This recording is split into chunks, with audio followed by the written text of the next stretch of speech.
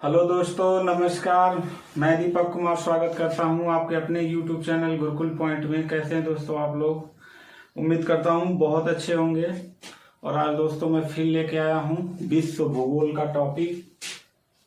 विश्व भूगोल यानी वर्ल्ड ज्योग्राफी का टॉपिक लेके आया हूं। और इसके 5-6 वीडियो मैं दे चुका हूं, एकदम चैप्टर वाइज। अगर आप वो वीडियो नहीं देखे हैं तो डिस्क्रिप्शन बॉक्स में लिंक है, वहां से आप देख लीजिए। वीडियो नंबर 1, 2, 3, 4, 5 करके दिए हुए हैं। वहां से नहीं देख पाते हैं तो आप गुरुकुल पॉइंट के प्लेलिस्ट में चले जाइए। वहां विश्व भूगोल नाम से प्लेलिस्ट बना हुआ है। भारत का भूगोल देखना हो या विश्व का भूगोल देखना हो, बिल्कुल चैप्टर वाइज पढ़ा रहा हूं। तो इसके कई पार्ट में दे चुका हूं, उसको आप वहां से अच्छे से समझ लीजिए, तो ये आपको बहुत अच्छे से समझ में आएगा। ठीक है। इसके पहले वाले वीडियो में मैं सूर्य की संरचना पढ़ा रहा था और सूर्य के आंतरिक भागों को पढ़ा रहा था। ठीक है। जैसे सूर्य की जो संरचना है वो मुख्य रूप से एक आंतरिक संरचना और एक बाह्य संरचना। आंतरिक मतलब अंदर का पार्ट जो हम देख नहीं सकते हैं, उसके बारे में पूरा डिटेल से मैंने समझा दिया है। ठीक है। बाह्य संरचना क्या है कि सूर्य को 6 लेयर में बांटा गया है। तो जो आंतरिक लेयर बनाया गया है वो आंखों से देखा नहीं जा सकता है। जो आंखों से हम देखते हैं तो 3 लेयर ही दिखता है हमको। तो आंतरिक भाग को मैं पढ़ा चुका हूं। बाहरी भाग का वीडियो आज मैं बना रहा हूं। तो आज का जो टॉपिक है वो है सूर्य के बाह्य संरचना, यानी सूर्य का बाह्य संरचना किस प्रकार से बनाया गया है उसको बताया है। ठीक है। तो आते हैं टॉपिक पे। इसके पहले वाले वीडियो में आपको बता चुका था कि सूर्य का सबसे आंतरिक भाग जो होता है वो कोर होता है। क्या होता है? कोर होता है। नाभिकीय संलयन की क्रिया यही होती है, हाइड्रोजन का हीलियम में बदलना। यहाँ का तापमान 15 मिलियन सेंटीग्रेड होता है। ठीक है। और दूसरा मैंने पढ़ाया था आपको विकिरण मंडल। दूसरा मैंने पढ़ाया था, यानी सबसे अंदर का भाग क्या कहलाता है? कोर। दूसरा भाग कहलाता है रेडिएटिव जोन, जिसको हम कहते हैं विकिरण मंडल। इसको भी पढ़ा चुके थे। तीसरा जो भाग होता है वो होता है कन्वेक्टिव जोन, जिसको हम कहते हैं हिंदी में संवहन मंडल। तो इसको भी हमने पढ़ा दिया था, बहुत अच्छे से इसको मैंने समझा दिया है।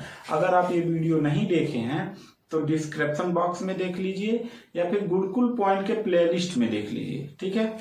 चलिए आगे बढ़ते हैं। तो देखो, जो बाह्य संरचना किया गया है उसको 3 पार्ट में बांटा गया है। जैसे आंतरिक संरचना को 3 पार्ट में बांटा गया है। ये 3 पार्ट कौन कौन से हैं? पहले है आपका कोर 1 नंबर पे, दूसरे नंबर पर है रेडिएटिव जोन, तीसरे नंबर पर है कन्वेक्टिव जोन। यानी कोर, विकिरण मंडल, संवहन मंडल। ऐसे ही सूर्य का जो बाह्य संरचना है उसको 3 पार्ट में बांटा गया है। पहला जो पार्ट बांटा गया है इसको हम कहते हैं फोटोस्फीयर। ठीक है। यानी जिसको हम कहते हैं प्रकाश मंडल, यानी जो हम सूर्य देखते हैं और जो हमको लाल दिखाई देता है उसे हम क्या कहते हैं? प्रकाश मंडल कहते हैं। ये पार्ट जो दिखाई नहीं देता अंदर का भाग है। ठीक है। दूसरा क्रोमोस्फीयर। दूसरे पार्ट को कहते हैं क्रोमोस्फीयर, जहां पे क्या पाया जाता है? वायुमंडल पाया जाता है। समझ में आया? चलिए, तीसरा जो पार्ट है उसको हम कहते हैं कोरोना। क्या कहते हैं? कोरोना। अब कोरोना का मतलब कोरोना मत समझ लीजिएगा, ये सूर्य का कोरोना है जिसको किरीट कहा जाता है। क्या कहा जाता है? किरीट कहा जाता है। अब यहां फिगर में समझिए, ये आंतरिक भाग था। ठीक है। अगर आप ऐसे नहीं समझ पा रहे हैं तो ऐसे समझिए, ये वाला जो है ये कोर है। क्या है? कोर है। इसके बाद यहां पे क्या है? दूसरा रेडिएटिव जोन है। ठीक है। इसके बाद तीसरा आपका है कन्वेक्टिव जोन है। ठीक। ये 3 जो पार्ट है सूर्य के अंदर के पार्ट हैं, ये दिखाई नहीं देते हैं। इसके बाद जो चौथा पार्ट है वो आपका है प्रकाश मंडल। क्या है? प्रकाश मंडल, जिसको हम क्या कहते हैं? फोटोस्फीयर कहते हैं। इसके बाद क्रोमोस्फीयर। क्रोमोस्फीयर यानी कि 5वें नंबर पर। फिर 6वें नंबर पर है कोरोना, यानी ये वाला एरिया जो है क्या कहलाता है? कोरोना कहलाता है। समझ में आया? तो सूर्य के कितने लेयर हो गए? Corona 1, radiative zone 2, 2, convective zone 3, प्रकाश मंडल यानी कि फोटोस्फीयर 4 और क्रोमोस्फीयर 5 और कोरोना 6। तो सूर्य के कितने लेयर हो गए? 6 लेयर हो गए। ये 3 लेयर दिखाई देते हैं, ऐसे सामने से समझिएगा, 3 लेयर दिखाई देते हैं, 3 लेयर दिखाई नहीं देते हैं। तो इन 3 लेयर को हम लोग समझ रहे हैं, ठीक है। जो अंदर का भाग है जिसको हम कहते हैं फोटोस्फीयर, यानी जो हमारी आंख के सामने सूर्य को देखते हैं तो जो लाल दिखता है उसी को हम कहते हैं क्या? फोटोस्फीयर, यानी हिंदी में उसको कहते हैं प्रकाश मंडल। इसका टेम्परेचर 6000 सेंटीग्रेड होता है। कितना? 6000 सेंटीग्रेड तापमान होता है। पूछेगा कि सूर्य के प्रकाश मंडल का तापमान कितना होता है? 6000 सेंटीग्रेड तापमान होता है, ठीक। चलिए, ये जो मैंने एरो ऐसे ऐसे करके किया है, गोला बनाया है, थोड़ा सा टेढ़ा मेढ़ा, ये इसका वायुमंडल है जिसको क्रोमोस्फीयर कहते हैं, ठीक है। इसका टेम्परेचर 32000 सेंटीग्रेड तापमान है। समझ में आया? ठीक। इसके बाद ये वाला, ये जो बाहर का ऐसे लपट निकलता है उसको हम कहते हैं कोरोना। यह हमेशा दिखाई नहीं देता है, याद रखिएगा, ये हमेशा दिखाई नहीं देता है। ये कब दिखाई देता है? यह सूर्य ग्रहण के समय दिखाई देता है। सूर्य ग्रहण के समय दिखाई देता है और उस समय इसका टेम्परेचर जो होता है 27 लाख सेंटीग्रेड तापमान होता है। तो पूछेगा कोरोना का टेम्परेचर कितना होता है? 27 लाख सेंटीग्रेड होता है। ये हमेशा नहीं दिखता है। कब दिखेगा? सूर्य ग्रहण के समय दिखेगा। इसीलिए सूर्य ग्रहण के समय लोग बाहर नहीं निकलते, सूर्य को नहीं देखते हैं, क्योंकि उस समय बहुत मतलब उसकी किरणें जो आती हैं वो बहुत घातक होती हैं, ठीक है। तो खास करके जो गर्भवती महिलाएं होती हैं वो भी बाहर नहीं जाती हैं, लड़का काना पैदा हो जाएगा, आंखिए टेढ़ हो जाएगा, चाहे हथवे टेढ़ हो जाएगा, कुछ ना कुछ गड़बड़े पैदा हो जाएगा, ठीक है। तो ये कोरोना कब दिखेगा? सूर्य ग्रहण के समय दिखेगा और उस समय इसका टेम्परेचर जो होता है कितना होता है? 27 लाख सेंटीग्रेड होता है। समझ में आया? चलिए, इसको आप समझ लिए।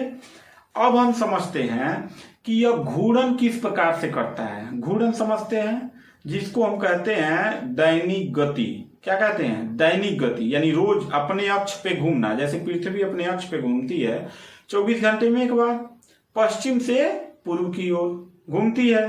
तो इस अनुसार जो सूर्य का घूमना होता है, सूर्य किसी का चक्कर नहीं लगाता, वो अपने ही घूर्णन पे क्या करता है? घूमता रहता है, अक्ष पे घूमेगा। किस दिशा में घूमता है? पश्चिम से पूर्व दिशा में। तो याद रखिएगा, जैसे मान लीजिए कि ये सूर्य है, ये इसका घूर्णन है। घूर्णन गति मतलब अपने अक्ष पे घूम रहा है पश्चिम से पूर्व की ओर। तो इसका जो घूर्णन है पूछा जाएगा किस दिशा में है, तो पश्चिम से पूर्व की ओर है। एक चीज यहां से क्वेश्चन पूछा जाता है कि भूमध्य रेखा के सापेक्ष इसकी घूर्णन गति क्या होती है। तो देखो, जो ये यहां पे मान लीजिए ये आपके भूमध्य रेखा के सापेक्ष कह रहा है, यानी अंदर का भाग जल्दी जल्दी घूमता है बाबू। बाहरवा का जो भाग है ना, ये देरी से घूमता है। तो अंदर वाला घूमता है 25.38 दिन में, यानी नियर अबाउट 25 दिन में अपना एक चक्कर लगा लेता है। और जो ध्रुवों के सापेक्ष है, यानी ये ध्रुव है, तो ध्रुवों के सापेक्ष जो मतलब है चट्टान क्या कहेंगे? गैस का गोला चट्टान कहां से होगा? वो उसको घूमने में 33 दिन लग जाता है। क्यों? इसका एक रीजन है। जैसा कि मैंने बताया था कि जो कोर है वो कोर प्लाज्मा अवस्था में है। प्लाज्मा समझते हैं, जैसे फेविकोल होता है ना, गोंद होता है। तो आप जैसे मान लीजिए कि गोंद है, उसको बाल्टी में रख के उसको गोल गोल घुमाएंगे तो अंदर वाला जल्दी जल्दी घूमेगा, बाहर वाला घूमने में टाइम लगाता है बाबू। तो जो ये अंदर का है, अंदर का चीज है, यानी जो अंदर भाग है सूर्य का, यह जल्दी पश्चिम से पूर्व की ओर चक्कर लगा लेता है और ये वाला भाग लगाने में 33 दिन लग जाता है और ये 25 दिन में पूरा कर लेता है।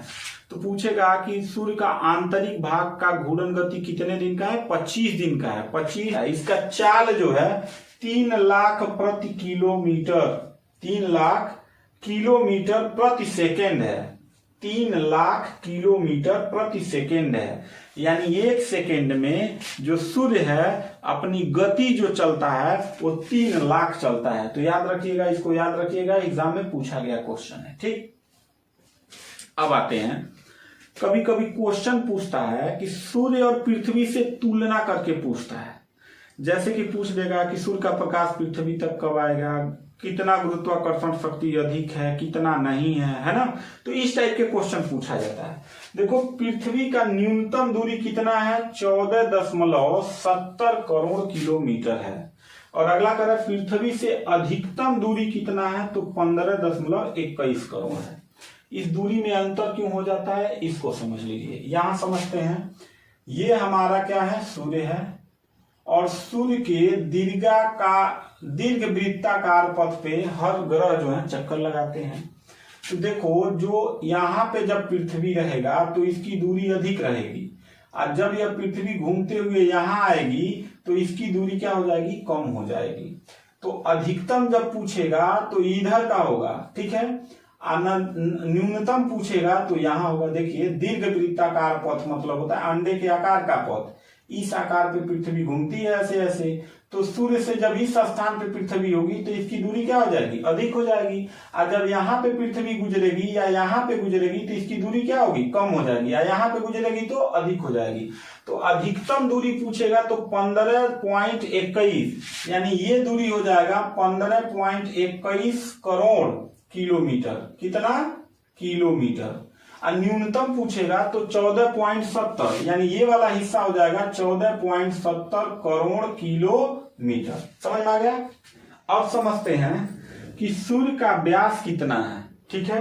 तो यह व्यास है, यानी पृथ्वी से तुलना किया जा रहा है कि पृथ्वी से तुलना में सूर्य का व्यास कितना है। तो पृथ्वी की तुलना में सूर्य का व्यास 109 गुना अधिक है। यहां मैंने ई लिखा है, ई का मतलब अर्थ हो जाएगा, अर्थ मीन पृथ्वी से सूर्य का जो व्यास है वो 109 गुना अधिक है, ठीक। जैसे अभी समझो व्यास क्या है, जैसे मान लो ये कोई पिंड है तो इसके बीच का ये दूरी क्या कहलाता है, व्यास कहलाता है।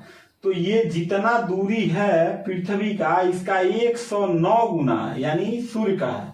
तो सोचो ये जितनी दूरी होगी तितना छोटा गोला बन रहा है, इस 109 गुना अधिक है। सोचो कितना बड़ा गोला बनेगा, समझ में आ रहा है, बहुत बड़ा गोला बनेगा।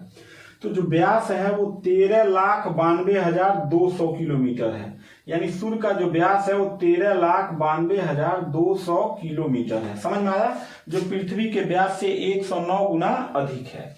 इसके बाद आयतन में पूछेगा, यानी कितना बड़ा है पृथ्वी से, तो पृथ्वी से बड़ा है 13 लाख गुना बड़ा है। कितना, 13 लाख गुना बड़ा है कौन, सूर्य, ठीक है। इसके बाद सूर्य का गुरुत्वाकर्षण पूछेगा, पृथ्वी की तुलना में सूर्य का गुरुत्वाकर्षण शक्ति पूछेगा तो पृथ्वी से 28 गुना अधिक है। इसीलिए जो सूर्य के सबसे नजदीक ग्रह बुध और शुक्र, उसके भी कभी एक समय में उपग्रह हुआ करते थे। नजदीक होने के कारण सूर्य उन उपग्रहों को घोंट लिया अपने में, है ना। तो चूंकि पृथ्वी का उपग्रह तो बच गया, चूंकि वो थोड़ी सी दूरी पे था चंद्रमा, नहीं तो उसको भी खींच लेता, ठीक है। तो सूर्य का गुरुत्वाकर्षण शक्ति पृथ्वी से कितना गुना अधिक है, 28 गुना अधिक है। कह रहा केंद्र का ताप कितना है, यानी जो केंद्र का ताप है मतलब सूर्य का, वो कितना है, तो 15 मिलियन सेंटीग्रेड है। कितना, 15 मिलियन, यानी 1.5 करोड़ सेंटीग्रेड तापमान है पृथ्वी के कोर का, ठीक है। पृथ्वी तक आने में समय, यानी सूर्य का जो प्रकाश है वो पृथ्वी तक आने में कितना टाइम लगता है, तो 8 मिनट 18 सेकंड लगता है। ये बहुत बार क्वेश्चन एग्जाम में पूछा गया है। इसके बाद एक चीज और पूछता है कि दूरी का सबसे बड़ा मात्रक क्या होता है, प्रकाश वर्ष होता है। प्रकाश वर्ष समझते हैं, जैसे मान लीजिए सूर्य है, सूर्य के द्वारा एक वर्ष यानी 365 दिन 6 घंटे में जितनी दूरी तय किया जाएगा उसको एक प्रकाश वर्ष कहा जाता है। क्या कहा जाता है, एक प्रकाश वर्ष कहा जाता है। तो उम्मीद करता हूं कि सूर्य का ये टॉपिक, मुझे लगता है कि जितने भी जरूरी चीजें था वो मैंने आपको पढ़ा दिया है। अब इसके बाद शुरू करेंगे सौरमंडल का जो पार्ट है, मतलब 2-2 ग्रहों को उठाएंगे, जैसे बुध ग्रह और शुक्र ग्रह को एक दिन खत्म करेंगे, पृथ्वी और मंगल को, पृथ्वी और मंगल को एक दिन समाप्त करेंगे, ठीक है। 2-2 ग्रहों को पूरा डिटेल में पढ़ाते हुए चलेंगे, ठीक है। तो मिलते हैं नेक्स्ट वीडियो में, तब तक के लिए थैंक यू, धन्यवाद, जय हिंद।